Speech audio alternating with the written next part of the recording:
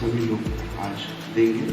तो एक हम लोगों का एक आपके और कलाकारों के बीच में एक संपर्क स्थापित करने का ये एक मीटिंग है। तो हम इस कड़ी में हम हमारे सम्मानित मुझे जहाँ तक लगता है, जब मुझे पता चला कुछ चीज़ें जैसे रोहित ने मुझे बताई, तो मुझे लगता है कि कुछ चीज़ें हमें खुद से बोलने की ज़रूरत नहीं होती है। वो हमारी जो जनता बैठी है वो ही बताती है कि हम किस लेवल पे कार्य कर रहे हैं और कहाँ कहाँ कार्य कर रहे हैं, पहली बात। दूसरी बात मुझे पत्रकार बंधुओं से भी पूछनी है कि इतने सालों में किसी समारोह में जब बनारस के कोई कलाकार नहीं पहुँचते हैं तो आप इस पे सवाल क्यों नहीं खड़ा करते हैं कि इतने सालों से गंगा महोत्सव, संकट मोचन महोत्सव और बनारस के जो प्रतिष्ठित महोत्सव हैं, एक तो वो पहले तो बहुत कम हो गए हैं पहले की अपेक्षा, जितने हो रहे हैं उसमें एक नाम बनारस का नहीं आता है, या बनारस के कलाकारों को आजकल संगत करने तक की के लिए भी नहीं बुलाया जाता। मेन परफॉर्मेंस तो खैर छोड़ ही दीजिए, और वही बनारस के कलाकार पूरी दुनिया में नाच गा रहे होते हैं।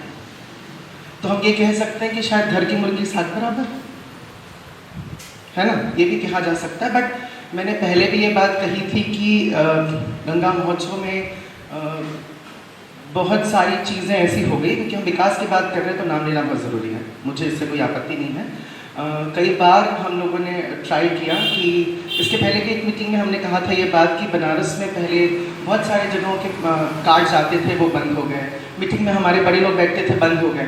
तो अब ये चयन कर कैसे रहे हैं कार्यक्रमों को, तो ये बहुत ज़रूरी है कि इस पर हम सोच विचार करें और एक मत होके आगे हैं, एकजुट होके आनी। हमारा आप देख रहे हैं कि सभी आप एक साथ यहाँ पे उपस्थित, इसका मतलब कि हमारे अंदर अभी भी एकता बहुत है, और वही एकता हमें बहुत आगे लेके जाने वाली है। और इसके आई थिंक मैंने अपनी बात कह दी है कि कभी कभी आपको भी सवाल पूछना चाहिए कि भाई ऐसा कैसे हो रहा है कि इतने समारोह हो रहे हैं, इतने लंबे लंबे समारोह हो रहे हैं, बनारस के एक भी कला। देवव्रत मिश्र, सितार वादक, वाराणसी। आज प्रेस वार्ता किस उद्देश्य से रखा गया है?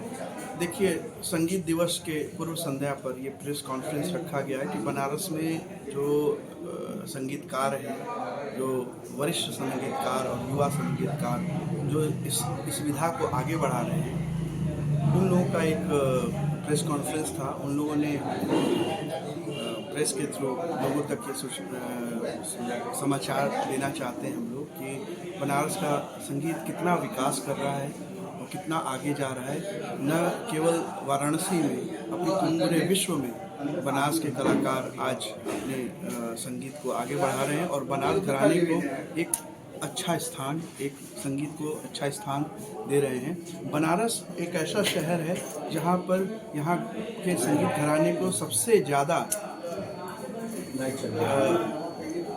एक ऐसा स्थान है जहाँ पर संगीतकारों को सबसे ज़्यादा इस घराने को पद्म अलंकरण मिला है और यहाँ के कलाकारों ने इस स्तर को बहुत आगे बढ़ाया है। अब भी लगभग 200 के करीब कलाकार ऐसे हैं, युवा और वरिष्ठ, कि जो इस घराने को आगे बढ़ा रहे हैं। और साथ ही हम लोग बहुत जल्द 7 दिवसीय संगीत समारोह का आयोजन करेंगे, जिसमें बनारस घराने के नाम से संगीत आयोजन होगा, काशी में होगा, और ये आयोजन जो है बनारस के कलाकारों को लेकर किया जाएगा। सर, ये 500 वर्षों से जो ये बनारस घराना एक विश्व में प्रसिद्ध है कि ये बनारस का संगीत जो है यहाँ से निकल के वो पूरे भारत के साथ साथ पूरे विदेशों में जाता है, लेकिन आज ऐसा क्या ज़रूरत पड़ गई कि मुझे प्रेस कॉन्फ्रेंस बुलाना पड़ा? देखिए, ऐसा है कि बनारस में कुछ लोगों का मानना है कि यहाँ संगीत जो है कम हो रहा है। यहाँ अपना परिचय दे दीजिए। मेरा नाम डॉक्टर आशीष कुमार मिश्रा, मैं बनारस घराने के गायन परंपरा से संपर्क रखता हूँ। आज प्रेस वार्ता बुलाने का क्या उद्देश्य है? आज का प्रेस वार्ता का उद्देश्य ये रहा है कि हमारी जो बनारस घराने के जितने भी गायन के क्षेत्र में, वादन के क्षेत्र में, नृत्य के क्षेत्र में जितने भी हमारे सामाजिक तौर पर कलाकार पूरे विश्व में फैले हुए हैं, उनका एक हम लोग मैसेज डाले हैं। मैसेज आज ग्रुप में ग्रुप गया है कि हम लोग अपने संगीत, जो बनारस घराने के संगीत है, वो पूरे विश्व में किस प्रकार कहाँ फैला रहे हैं, इसके उद्देश्य में आज बैठक की।